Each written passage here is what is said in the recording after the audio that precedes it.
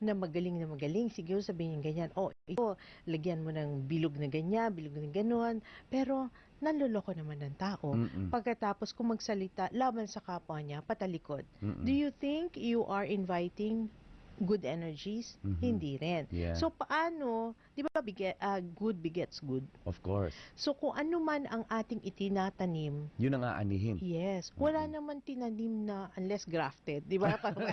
Pero wala Oo. naman itinanim na gumawa ka na mali sa kapwa mo. Maaring kumita ka, Mm-mm. 'di ba? Yan ang ginagawa sa'yo, Yes. 'di ba? Mm-mm. Maaring kumita ka kung hindi ka umangal nun, maaring kumita siya, pero hindi ka na babalik. Correct. 'Di ba? Mm-mm. Hahanap ka ngayon na iba na katabi niya Mm-mm. na magiging honest sa'yo at magiging continuous yung Yeah. business relationship. Alam mo, magaling pa sana yung Manong eh. Ang galing niya Sayang. mag-arrange eh. Oo nga. Tapos alam mo yung, kung hindi lang ako nagmamadali kanina, hindi ko kukunin lahat ng pinagawa ko. Nagkataon lang nagmamadali ako. Nasabi ko sa sarili ko, kung, ganun eh, kung papangatawanan ko yung inis ko sa kanya kasi gusto ko siyang turuan ng leksyon, sabi ko, turuan ko na lang siya ng leksyon by telling him kung ano yung mali. Kung ano yung mali. Pero, kung ako lang talaga yung nagmamadali, ang the best lesson kanina, ay hindi nagmamadali, the best lesson na pwedeng ibigay ko sa kanya, yung aalis yung kliyente na handang magbayad ng mga 3,000 yata yung second order ko eh. At kasi, ang dami kasi naman doon nagtitinda. Tapos sayang yung galing. Tandaan niyo po, ang nagtatagumpay sa mundo, hindi lamang yung magagaling. Hindi lamang ay Hindi yun ang primary eh. hindi yung matatalino rin. Yung intention. Oo, Yung Oh, intention, sincere. yung sincerity. Oo. Isa sa larangan na lang namin, Star, sa negosyo namin eh. Yes. Meron diyang iba talagang pera-pera lang. Oo. Pera-pera lang. Iba niloloko pa. Yung iba nagbibigay pa ng false promises. Nako. Okay? Alam mo, nag-iyakan nung planning namin. Kasi sabi ko, di ba, yung review ko, for example. Yes. Ang pinarealize ko lang dun sa mga partners ko, sa mga managers ko, hindi niya ba nakakalimutan na yung saan kinuha nung bata yung pinambayad na tuition sa atin? Saan kinuha ng magulang niya? Maring iba dyan, nagpakatulong yung magulang para lang maibayad sa tuition fee sa inyo o nagmagsasakayan o baka ipinangutang pa yan. Sabi ko sa totoo lang, may mga estudyante ako, totoo Star. May mga estudyante ako talagang sa totoo lang Pinangutang. hindi lang pinangutang, ibinenta yung katawan para lang may mga ganun umaamin na Oo. napakahirap, napakasakit, pero realidad eh. Kaya nga sabi ko, ano ngayon ang dapat natin gawin? Alagaan natin sila dahil blessing sila sa negosyo natin. Alam mo, in fairness at sa saya ko naman, gaano karami nung nag-top yung marami mga top notchers. Tapos nagkaroon kami ng press conference. Saka nakakita, anak ng magkikwek-kwek. Yung pa, no? Anak ng nagtitinda lang ng kwek-kwek. Anak ng magtataho. Ng magbabalot. Ay naku, lahat na lang ng istorya. Anak ng dating pare. Na stigmatize sa buong buhay niya. Ginamit niya yung board exam, no, bilang paraan niya para isalba yung kanilang reputasyon bilang isang family at patunayan na mahal ako ni Lord at hindi ako pinanganak out of sin because it's only God who can tell me that. Yes. Sabi niya ganun. Alam mo, ang sarap lang nung ganong vibration kasi sa sarili mo, yung energy, no? At saka alam mo, ang magandang lesson din that we should always remember is magkaroon tayo ng gratitude. Yun, to say thank you. Yes. Sa lahat ng ginagawa natin, halimbawa, ikaw, tutulong ka. Hindi ka naman nag-expect na bayaran ka or sabihin mo na sa mga natulungan mo, nakapasa. Is even a simple na pag halimbawa nakapasa na, naging successful, sabihin, Sir Carl, maraming salamat. Di ba ang sarap? Totoo. Oo. Minsan kasi, like ako sa larangan ko rin, napakarami nating natutulungan. May problema. Minsan, nakakasakit din na loob na, ito, I know a lot of you will be relating to this. Naalala ka lang kapag may problema. Totoo yan. Kahit sa'yo din. Makakalimutan ka pagkatapos. Yeah. But on the hindsight, nandun sila sa moment of darkness nila, ikaw naalala nila. Kumbaga, ikaw yung guiding light nila. Pero minsan po nakakapagod. Kasi minsan naghahanap ka rin. Hindi naman sasabihin nyo na naghahanap ng recognition or what. Pero a simple thank you, a simple hello. Yeah. Na magka-Facebook, and bilis-bilis ngayon makapag-communicate. it's a text or even a Facebook message, sasabihin mo lang na, maraming salamat po, naalala ko po kayo, kamusta na po kayo. Tama. Diba? May something with thank you eh. Yes, Yung kasi salamat na sincere, nakatingin sa matang salamat sincere. po. Hindi na yung sabihin mo na, padalan ko po kayo ng ganito. You don't need that. You don't need that. Oo. The words are enough. Words are enough. Nakakatuwa, Star, nung pumunta ako, minsan nag-lecture ako sa Pinamalayan, sa Oriental Mindoro. Pagpasok ko, gymnasium kasi yung venue namin. Kasi pag ako nagle-lecture, iniipon yan. So pagpasok ko, may nakita ko mahabang table na may mga prutas. Yung buwig ng saging, may nyug, may kung ano-ano. Sa loob ko, siguro may misa, tapos may offertory. Yung Sabi pala. ko ganon. Yung pala, pagka nung break, tinawag ako nung manager ko, Sir, ito po yung dala ng mga mangyan.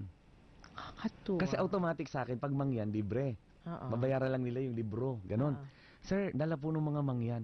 Tapos, alam mo, nagbiro pa ako, nagpa-picture ako. Actually, isa sana sa billboard ko ngayon yung picture na yon. Kasi sabi ko, ang sarap na umpisa pa lang nagpapasalamat na. Oo. Umpisa pa lang nagpapasalamat Umpisa na. pa lang. Wala pa silang success. nakukuha. Natututo na sila, pero wala pa silang yung lisensya na dahilan kung ba sila pumunta. Pero nagpapasalamat na. Tapos nagbiro pa ako, sabi ko, nasaan yung manok at saka yung baboy damo? Alam mo, sagot ko isang mangyan, Sir, gusto nyo po? Nagbibiro ka lang. Nagbibiro ako kasi imagine mo yung mga prutas na nandun. Pero alam mo ngayon, in the history daw ng board exams sa Mindoro, pinakang maraming pumasa ngayon na mangyan. And you know what, praise God, sabi ko, alam mo kung bakit? Yung mga mangyan na yun, aakyat sa bundok yun, pabalik. At magtuturo yun sa mga mangyan din na hindi ko kayang gawin. Bilang isang teacher, hindi ko kayang gawin yun. Pero kaya mong gawin sa pamamagitan nila. You can just imagine the alignment of the universe for blessings kung ganon. Yun eh. And my intention talaga, Star, is gusto kong magturo ng maraming tao pero hindi ko kaya. So, magtuturo ako ng tao, magtuturo sa kanila ng tama. Yaman din lang pinag-uusapan natin yan. Kasi nga, how to become more positive this 2018. Isa na yan, tayo ay nagbabahagi lang sa kanila ng mga tips, no? O kaya yung mga lessons in life. Yes. Na dapat nilang sabihin mo na. Ito rin sa mga lectures ko. Isa na yan is gratitude, no? At saka yung thinking positive. Yeah. It's very important.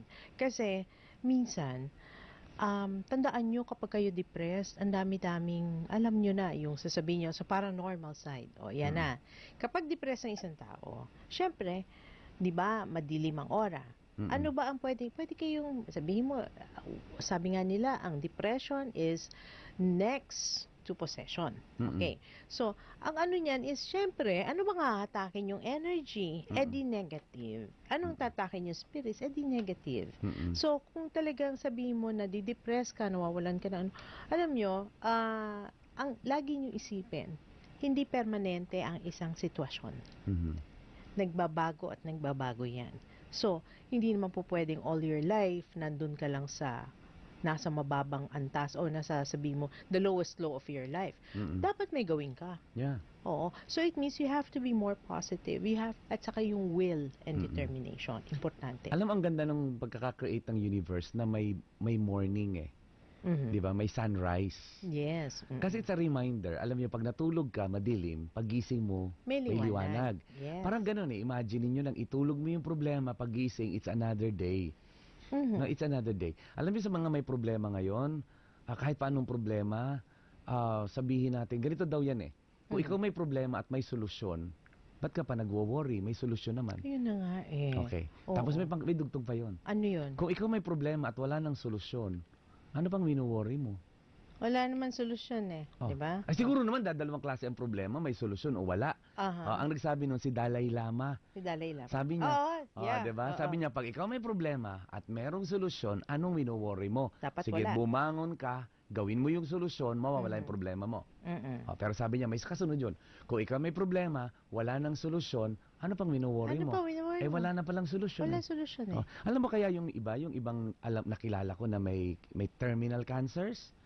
O kaya may HIV. Okay? Yung mga tipong sabi nila wala na, talagang down the hill. Alam mo, kung titignan mo, kung yung iba, pag hinarap nila ng positibo yon, nagkaroon pa sila ng dahilan. Correct. Halimbawa, meron tayo nakita sa news na yung nalaman niya na siya ay HIV positive. Anong ginawa niya? Lumabas siya at sinabi niyang HIV positive at naging advocate siya ng education para ma-prevent yung HIV. Mhm. Di ba nagkaroon ng silbi yung buhay niya in the last phase? Mhm. Kung sakasakaling kunin man siya na in 5 to 10 years, at least nagkaroon ng kabuluhan yon. Kung na-depression, yung iba kalokohan ang ginawa, kinalat. Mhm. Kinalat pa lalo yung sakit. Anong nangyari sa'yo? Anong naitulong mo sa universe, Wala. diba? Wala. Nakaperwisyo ka pa. Nakaperwisyo ka. So, it means, kasi ang ano lang yan is, kung ano man ang ginagawa natin, ay babalik din sa atin. Correct. So, imbis na sabihin mo na, okay, yeah, you have this situation, predicament. Katulad sa sabi mo, hindi ka nakatulong, nakasama ka pa. Correct. So, Alam mo na ngang masama yung nakuha mo, kinalat mo pa. So, anong ginawa mo? So, ang ginawa mo is, nagpakalat ka ng negative energies, lalo ka pang nandamay ng tao. And do you think that's good? Halimbawa, husgahan ka. Oo. Sabi nga natin, ang Diyos lang huhusga sa'yo. Halimbawa, sabihin sa'yo ni Lord, pag nawala ka, anong ginawa mo? Nagkalat ka pa. Doon ka na lang sa maiinit. Doon ka na. Ganon. Ayun.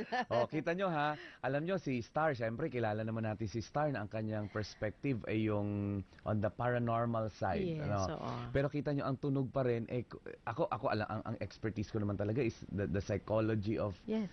the psychology of life, no? Yun ang linya ko po, education, ano. Pero pag pinagsama, isa pa rin, nasa Isa pa atin rin. ang solusyon Sa atin. Alam nyo, ito lang sasabihin ko po sa inyong lahat. Hindi nyo pwedeng harapin ang 2018 na ang pananaw mo at ang kaisipan mo pareho nung 2017 na yung kaisipang yun ang gumawa ng problemang meron ka ngayon. Oo. Yun lang po. Otherwise, ina-extend mo lang yung nakaraang taon. Sabihin mo, ay, ang pangit ng taong ko. In-extend Tapos, tuloy. i-extend mo lang. Walang mangyari. Sasabihin sa akin, Mr. Ano nakikita mo sa 2018? Ngayon, sabi ko, depende. Kung ikaw yung tao na wala talagang gagawin na pagbabago, Wala magbabago. wala. Oo. O wala ba naman, ano naman yung aking kapalaran? Ang kapalaran, actually, kayo po ang gumagawa. Yes. Alam nyo, meron yung may theological perspective yan. Kasi nung ako na-graduate naman ako ng Catholic school in high school and college, alam nyo, ang natutunan kong mabuti, yung respeto ni Lord sa will natin because it's a gift. Will is a gift. Binigyan pa. Kasi yung iba, sisisihin pa yung Diyos. Ba't mo ako binigyan nito? Ganyan. Ay naku, wag mong gagawin niya. Alam mo, sasabihin ko, sa sobrang respeto nung Diyos, sa will mo na binigay niya sa'yo, pues ikaw gumawa. Kaya po, yung problema nyo ngayon, yan ay dahil sa maling kaisipan na nangyari nung nakaraan. Hindi mo pwedeng harapin yung problemang yan na yung kaisipan pareho pa rin. Alam mo na, natutuwa ako kasi along that line, may isa akong nakasabay na isang healing priest sa eroplano. Sabi niya, alam mo, Star, hindi ko buy yung, pare yan, hindi ko buy sabihin na ang Diyos hindi magbibigay sa'yo ng problema na hindi mo kaya. May mali. Mali daw yun. Mali yun. Oo. Kasi God never gives you problems. You create your own problem. Yan, sabi niya, you are the one who created your problem. Halimbawa, sabi niya, healing priest meron akong sakit. Father, sabi niya gano'n, ako may stage ganyan ng cancer. Sasabihin ni Father niyan, hindi Diyos ang nagbigay sa'yo niyan. Balikan natin yung nakaraan mo. Paano ka kumain? Correct. Ano lifestyle mo? Okay. Sabi niya, maari ring ito ay genetics. No? So, kung ano yung kasalanan din ng forefathers mo, nakikarry over yan sa dugo. So, it means may pinanggagalingan. Hindi si Lord na nagbigay. Correct. Kasi minsan tayo, kung makasisi tayo, tapos kumuha lang tayo ng pananampalataya sa Kanya, kasi bakit mo to ginawa sa akin? Yes. Di ba sisisihin pa? Oo. Na naging mabait naman akong tao. Ayun! Ayan, meron na naman tayong problema. Tulad niyan, ikaw, nasa negosyo ka. Sabihin niya na, niloko ako ni ganyan, inutangan ako o hindi ako binayaran. Pinautang mo kasi. Ayun. Ba't mo kasi pinautang? Ako, okay naman pinautang mo, pero safe ba yung pagpapautang mo? At saka dapat ginawa niya ng safety, nagkamali siya. Ako nakikita ko dyan, Star, perspective po ng negosyo. Parang nung sa akin, nakikita ko pabagsak yung nursing. Alam ko babagsak to, pero nasa peak ako nun. Sa peak, grabe, nasa peak. Pero sabi ko, saan papunta to? Pababa to, sabi ko. Alam mo, ginagawa ko noon habang yung kalaban ko, nagbabangayan sila, nagpapatayan sila doon sa merkado. Sabi ko, ihahanda ko yung next level. Anong ginawa ko noon? Nag-take ako ng board exam for teachers, nag-doctoral ako for education. Yes. Nagsimula ako ng maliit na programs. Alam niyo, bumagsak ang nursing, biglang Zoom yung teachers ko. Ramdam na ramdam mo yung pagbagsak. Talagang lagapak kami nun. Kasi lahat kami bumagsak, yung iba sarado. Ako lumagapak, pero Umangat. angat agad. Ang tawag diyan ay foresight. Vision. Ah. Yung vision. Ang maganda yung foresight. At tandaan nyo, kanina lang kasama ko yung kapatid ko na nag-work for one tycoon in Indonesia. Siya isang consultant ng tycoon. Alam mo, sabi ko, okay, tell yung mga anak ko, tell them what is the best quality you've seen of this tycoon. One of the richest of Indonesia. Ang sabi? Alam mo sagot niya? His ability to see the future ahead of anyone. That's what you call foresight. Foresight, vision. Sabi niya, yan, may pakita ka lang, alam niya yung future. Sabi niya, and he's not worried about the present. He's working for the future. Correct. Alam mo, take care of today and tomorrow will take care of itself. Ganon eh, parang ganon. Yun. Alam mo kasi minsan, nagtatanong ang tao, Mister, ako ba may gift of intuition? Ako ba may ganyan-ganyan? Alam mo, lahat tayo meron. For example, ang negosyante, yan na, sinasabi mo, yung gift niya of foresight is already part of yung sinasabi nating intuition. Yeah. Alam niya. Kasi alam mo, actually, yung magagaling na businessman, malakas ang business acumen niya. Yung gut feel. Gut feel. Gut feel. Yun po yung pakiramdam. Yung ang tawag natin doon ay kutob. Kutob. O, halimbawa, ito, ang daming negosyo nakaharap sa kanya. Ano ba iti-take niya? Gut feel. Sige, susugal at saka risk taker. Kaya entrepreneur eh. Yes. Alam mo, ako man minsan alam, makita ko lang yung tao, parang sabi ko, parang hindi ko to gusto. Pero sige, sa dulo nun sabi ko, tama pala ako. Oo. pero at least, di ba? I've given it. Oo.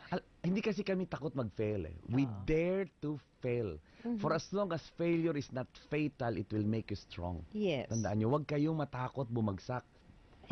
Huwag kayong magtakot magkamali. I think it's more of that. Kaya yung mga young people, when they go and ask, sasabihin sa akin, Mister, pakibasa naman, ano yung tamang ano? Alam mo, bata ka pa. Why don't you go out and play the field? Yeah. Kasi experience mo, ikaw maghanap kung saan ang lugar mo. Hindi yung makikinig ka, tatanong ka sa isang feng shui, sabihin ganito, ganyan. Hanapin mo sa sarili mo. Kasi maaring meron kasi yung mga standard, ito, ganyan, ganyan. But each one of us are individually made na para sa isang specific na na purpose. Yeah, tama. So, hanapin natin yon. May purpose. For example, meron akong estudyante ngayon na naging estudyante ko ay nagkasakit siya ng Marfan syndrome at age 5. Wow, oo. Ang Marfan syndrome, ang ending po nun nabulag siya. So, nagkataon siya, basilan, no? Sabi nga niya, napakalungkot kasi kailangan niyang parang lumiit yung mundo niya, no? Tapos, wala namang special education doon. Inilaban niya yung buhay niya. Alam mo, graduate yun cum laude. Galing, alam mo, nag-top sa board, number 9. Wow, oh. The first blind top notcher. Ang pangalan nun, Asis. Hanapin niyo yung Abdul Asis, Dapilin. Hanapin niyo yung Facebook niyan. Bulag. Alam mo, pag kinakausap mo siya, nakatingin siya sa'yo. Minsan nga akala mo hindi na bulag. Sabi, Asis, nakikita mo ba ako? Tapos nakakatuwa yan. Minsan sinabi niya sa akin, sabi niya, Asis, nakita mo ba yung post ko? Sabi niya, opo sir. Nakita mo na ba yung post ko? Sabi niya, opo sir. Sabi ko, okay, magkita tayo tomorrow. Okay sir, see you tomorrow. Tapos biniro ko siya sa chat. Sabi ko, oh yay, nakakakita na siya. Sabi niya, sir, pangit naman po yung magkaramdaman tayo tomorrow o magkabaggaan tayo tomorrow. Sabi niya, sir, I know. Sabi niya, when my vision is taken away, I may have poor sight, but I have a very clear vision. Ang galing. Galing ng batang yon. Galing. Alam mo, pag nagsalita yung batang yon, wow, nga sabi mo sa sarili mo, ang tanga-tanga mo. Sorry ha. Alam mo kung bakit? Kung ikaw nagduda sa sarili mo, bakit siyang bulag hindi nagduda? Hindi nagduda. Ito pa ka mo. Di pumunta dito sa Manila. Kinuha kong staff during the time na naghihintay kami. Nagulat kami one time, babalik siya sa Zamboanga. Sabi daw nung dormmate niya na top notcher, academic staff ko, Asis, ihatid ka namin sa airport. Sabi niya, hindi, okay lang ako. Mag-grab ako, sabi niya gano'n. Kukuha ko, dadunta akong airport. Tapos nakarating siya sa kanilang bahay na mag-isa siya. Sabi daw ng nanay, may usapan kami ni Sir Carl na alalayan ka, bakit bakit ka nagbiyahe mag-isa, nakarating ka dito mag-isa, hindi gano'n. Alam mo sagot niya, Mami, nanay, nakagraduate nga akong cum laude, hindi ako makaka-travel mag-isa. tama naman din kasi may paraan naman eh. Di ba? Oo. Ang galing. At saka yun ako pag pag narinig mo yung computer niya kasi init ka code, nagpe-Facebook. Yes. Kasi babasa, ganun kabilis magsalita. Yes. Oo. Sabi ko, imagine niyo to. You know, that's how beautiful, the human brain could be. Yes. The human mind. It's your choice. Choice niya yon. Kung siya naging pulubi, ay ba, di pulubi siya. Aha. Diba? Kung siya naging dependent, eh di dependent siya. Pero pinili niya maging independent at to bring out the best in his other senses.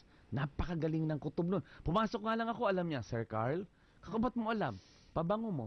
See, yun na nga sabi ko. Sabi Kasi niya alam mo ganon. actually, kung ano yung kakulangan mo, Mm-mm. i-highlight mo ngayon kung ano yung strength mo. Correct. Kaya nga minsan, alam mo, this is a real experience. Para ma-heighten yung third eye namin, Mm-mm. pinapatay namin, syempre, we are not visually impaired. Mm-mm. Pinapatay namin yung sense of physical seeing. Mm-mm. So, minsan, sa training ko, nilalagyan kami ng piring. Mm-mm. So, pag piniringan ka, pag may pumasok sa kwarto, sasabihin sa'yo, ano yung pumasok? Sino? I-describe mo. Mm-mm. Tapos, meron kaming exercise Mm-mm. na may isang box na itim, malaki. Malaki yan, Mm-mm. covered in black paper. Okay. May lalagay dyan na isang object na hindi mo alam. Mm-hmm. Kaya nga sasabihin sa'yo yung eyes mo to see, i-impair yan. Mm-mm. So, ngayon, tititigan mo yung box. Okay. Feel. Feel Yan. what's in the box. Feel Hindi what's mo in- hawakan yon. Hindi pwede. Oo. Hindi pwedeng kalugin. Kasi Okay. madaya yun eh. Mm-mm. Kapag nagro-roll, mararamdaman mo. Oh, nabola yun, or kung whatever, soft hard or yun, soft. diba? That's correct. So, pandaraya yun. Mm-mm. Nasa harapan mo, Mm-mm. malayo sa'yo, tititigan mo kung ano yung nasa loob. Yan ay Okay. isang exercise sa Oh, intuition. 'di ba? Kasi nga the human spirit, the human, the human brain, yung gift, all our senses magko-compensate for the others. Exactly, compensating yan. Ito nga sa totoo lang, ang compensation is a defense mechanism. Yes. Okay, of our mind, no? Kasi ipoprotect niya yung sarili niya. It's a defense mechanism to protect itself. Ang isa yung compensation. Halimbawa, pansinin ninyo, 'di ba yung iba hindi kagandahan, nagpakatalino. 'Di ba? Tama rin.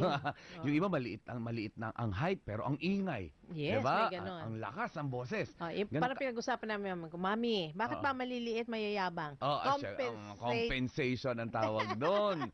May karapatan mo 'yun, kakayanan mo 'yun at pwede mo talagang gawin 'yun. Yes. No. Kaya nga, going back, I think the kindness of the intention and the purpose are very important words we have to remember bago Yes. kami pumunta sa ibang discussions, no? Mm-mm. Kasi kaya ang beginning namin sa sarili lagi Gano'n din. Pag ako tinanong, anong magandang negosyo? Ibabalik ko saan ka ba magaling? What do you do best that you enjoy most? Exactly. Ganun din Yun ang question ko. Oo. Ikaw naman pag sinanong, anong future ko? Ano bang gusto mo? Di ba? Babalik din ako sa kanya. Oo. Ano ba, Mister, ano maganda negosyo para sa akin sa field mo? Anong sagot ko? Babalik ko. Ibabalik mo. Ano ang gusto mo? Correct. Doon tayo ngayon Ako naman, mag-work. what do you do best that you enjoy most? Anong pinakang maganda mong ginagawa na nag-i-enjoy ka habang ginagawa mo? O alam mo kung bakit 'yon? Like ako, yung pagsasalita ko, maski hindi ako bayaran, nagsasalita ako hindi ko ang tawag ko doon, alam mo, yung what you do best that you enjoy most, ang tawag ko doon gift. It's your gift. Alam mo, may tao, lahat ng rekado nandyan, paglutuin mo, maski aso, hindi kakainin. Pero may tao, halu-haluin lang niya yung kahit anong rekado doon. Ang sarap. Ang sarap-sarap. Di ba It's a gift yun? Yes. Ako, in fairness, my tongue is my gift. Yes. Kung gagamitin ko yung gift na yon in the negative way, kaya kong manakit. Naku, ang sakit ko magsalita. Kaya kong pumatay sa dila lang I mean, galitin mo lang siya ng todo. Talagang pwede kong gawin yan. But I chose not to use it. I chose to use it to yun ngayon ang naging naging negosyo ko. Di ba? Pag ako kinukuhang speaker, magkano bang bayad sa akin? Pero hindi na natili yun doon. kailangan payabungin ko yung gift na yon. Correct. Oo. Pinayabong ko, nag-aral ako, nagbabasa ako. Bawat isang linggo, kailangan may libro akong nabasa, may dagdag kaalaman. Hindi pong, ito maniwala ka, bumalik ako sa school ulit. I'm back to school. Talaga? Diba? Pangatlo nung, para tawag ng tatay ko, anong tawag sa'yo? Doktor. Kako hindi. It's my obligation to my audience, it's my obligation to myself, and to, to the universe, to bring out the best in me. So, sarili, okay? Anong negosyo para sa'yo? Ang tanong, anong gusto mong gawin na masaya ka? Na masaya ka at magaling ka. Alam niyo kung ba't ka magaling? Kasi masaya ka. Alam mo kung ba't ka masaya? Kasi magaling ka. Di ba? Ano tawag doon? Gift. Like what you do is a gift. Yes. And it becomes your livelihood. It becomes your mission. It becomes your passion. Yes. It becomes your vocation. Halo-halo na yun. At saka, Carl, I do believe also that yun nga sinasabi natin, each one of us has a gift. And each one of us is not the same as the other. Yes. Okay. So, ganito. Katulad mo, your gift is, sabihin mo, your gift of tongue. Di ba? Iba naman yung gift of tongues na sa spiritual. Pero sabihin mo, your gift is your tongue. Yeah. My gift is my intuition. Okay. So, kung gusto niyo maging ala Carl, you have to develop also a different style. Di ba? Tama. Oo. Hindi yung gagayahin mo ngayon si Carl Balita. The way he talks, the way he moves, the way he thinks. Remember it's gonna po, be the same. You're just a copycat. Yes. Okay. In the same manner sa akin, ang daming I just want to be like you. Teka muna. Don't be like me. Be the best of who you are. Yes, Yeah. always. Kasi each one of us, marami kasi nagkakamali Pag sinabi mo kasing psychic, ang una-una iniisip niyan ay fortune teller. Hindi. Okay. Ang psychism is maraming ginagawa, no? May clairvoyance, clairaudience, madaming iba't ibang klase pong gift na dapat maintindihan ng tao na hindi pareho si stargazer kay Madam Rosa at saka kay Madam Auring, Zenaida Seva, and astrologers. Yung gift ko, hindi ko po kailangan ng may chart. Hindi ko rin po kailangan ng may baraha para makita. Kasi sa akin, nakikita ko aura ng tao at saka minsan nakikita ko, ay, magkakasakit siya sa ganito. O sabihin mo ng nabigyan ako ng ganun namang kakayahan. Ang ibang tao may ibang kakayahan. So, you never try to be like, I just want to be like Stargazer. No, be yourself. Correct. Yung sinasabi ko nga, di ba dati, don't try to be someone else. Because you are the best version of yourself. You just have to bring out the best in it. No, yun ang problema. Maski sa negosyo, ganyan na. Sige, manggaya ka. Alimbawa, di ba may nanggaya kay Mang Inasal? Yung dalawa pinagsama yung chicken at baboy na term. Nasa na ngayon yun? Wala. Nawala na yun. Ang bilis, Tandaan nyo, sa business nga, di ba sabi ko, imitate and die. Yun ang sabi kong ganon. Innovate or die. Di ba ang sarili mo, i-innovate mo din? Innovate mo. Yun. At saka, katulad sa sabi mo kanina, nag-aaral ka. There should be a continuous learning. Yes. So, parang ako, sabi ko, at this point in my life, teka, ano pa gusto ko? I think, meron din akong gustong pag-aralan pa. No? Siguro, magbabranch